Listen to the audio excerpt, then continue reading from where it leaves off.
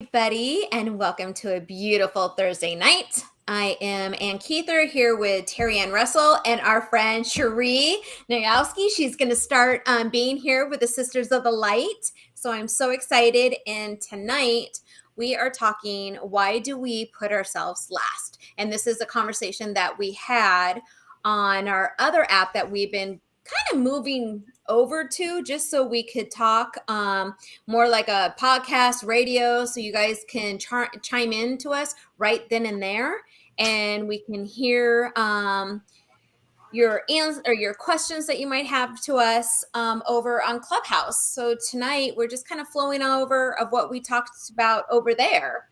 And we're just going to do like a little recap on that and kind of figure out why we do put ourselves last and we don't take care of ourselves and do our inner needs like we need to. So there we go. Exactly. So welcome, Cherie. Can you tune in yet, or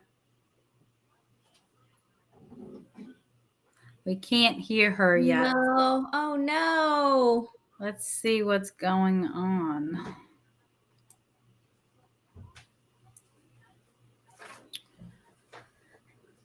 Technology. Oh. Keeping it real. Last time I went into the search and we had to ask, but they're not there now, of course.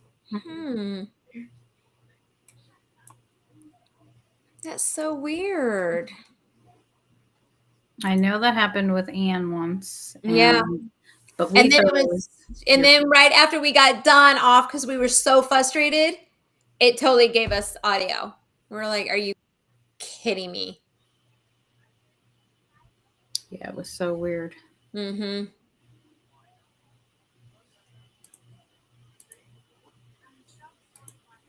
I just don't know what else to do. It looks like she will use her iPad. Okay, she's going to try her iPad, and we'll go from there. Okay. While we're waiting for her to come on. Yeah, I was trying to think about it earlier in the chaos that was going on today because my daughter went back to school for the first day in person, so it was a little hectic today. Yeah. But I was trying to think, like, why do we really put ourselves last? And what I came up with was that there's so many different things that pull us in so many different directions all of the time. All the time. And we have to be conscious of what we're doing at every moment so that we're not like in that oh my God, that fight or flight. I think we live in flight or fight very often.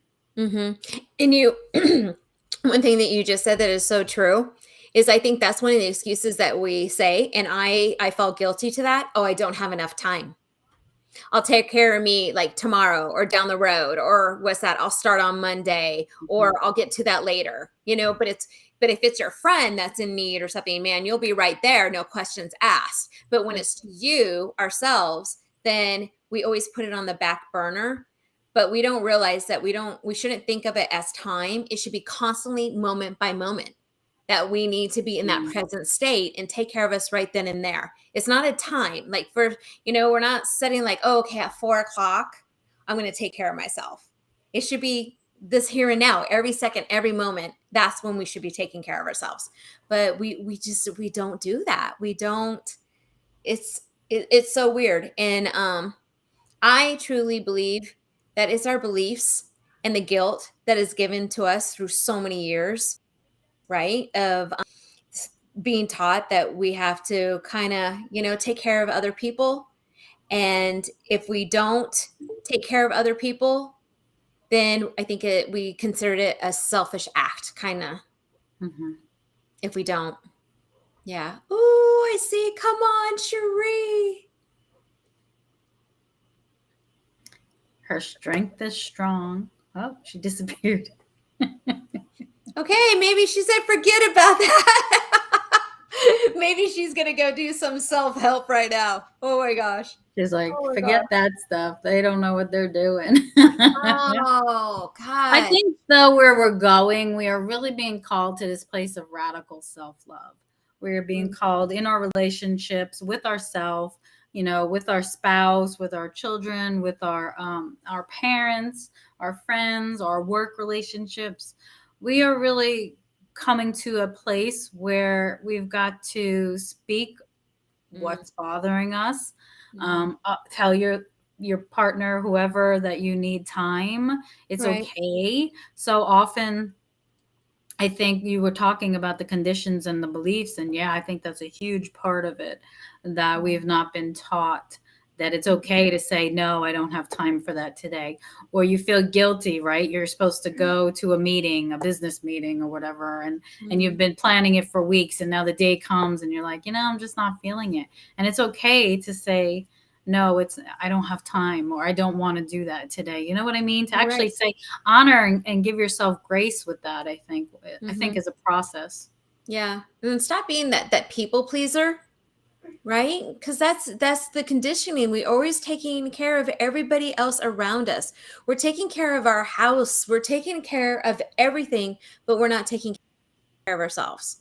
I was watching a YouTube channel and I kind of like, I love this lady that does like decoration of the house and stuff. And it Hmm. was so funny. She had this the paper towel holder that you put your paper towels, and she's like, women, she's like, put it away, put it underneath the counter. Who wants to see that? I don't want to go to somebody's house and I don't want to see that. But then it was like I was laughing at that because again, we're pleasing somebody else's eye. If I have greasy hands, I don't want to have to open up my drawer to get my paper towel out, which could have been right there on the counter. But because to have my kitchen look more pleasable and beautiful to the eye, I'm going to put it away. That's the reason why the person came up with that. So we can easily just reach over, rip that freaking paper towel off, and use the paper towel.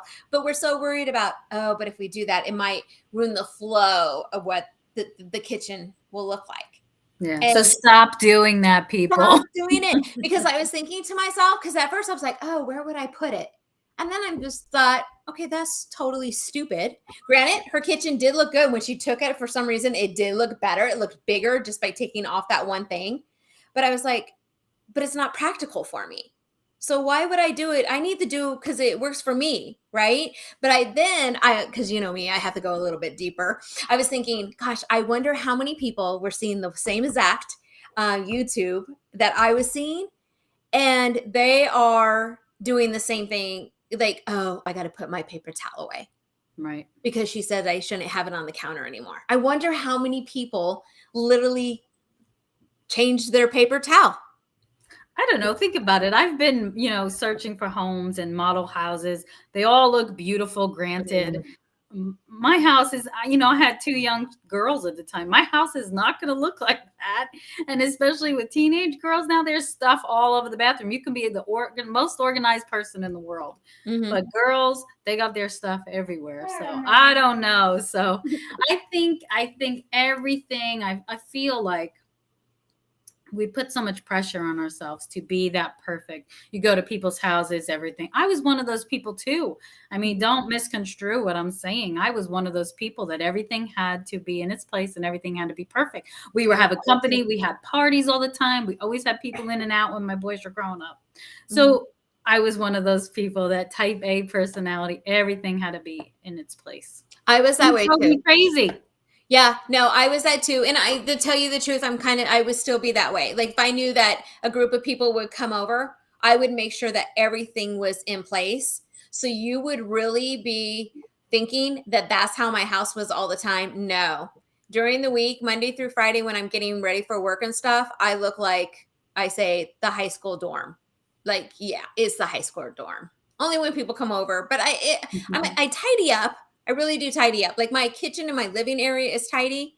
If you go into my bedroom, yeah, it looks like a dorm room. Yeah, I'm not Are gonna you lie. with us, Cherie? Oh, I hope so. Oh no. Oh. I don't know that it's the live though. I'm not sure what it is. The only other thing we could do is try to go back out and come in and see if, like, I let Cherie in before you, if that would make a difference. And Okay, let's try that. then we would know it's that versus her audio. Okay. Yeah, and we could just redo it if we need to. Okay. Yeah. So we'll be back in a few minutes. Yeah. Bye.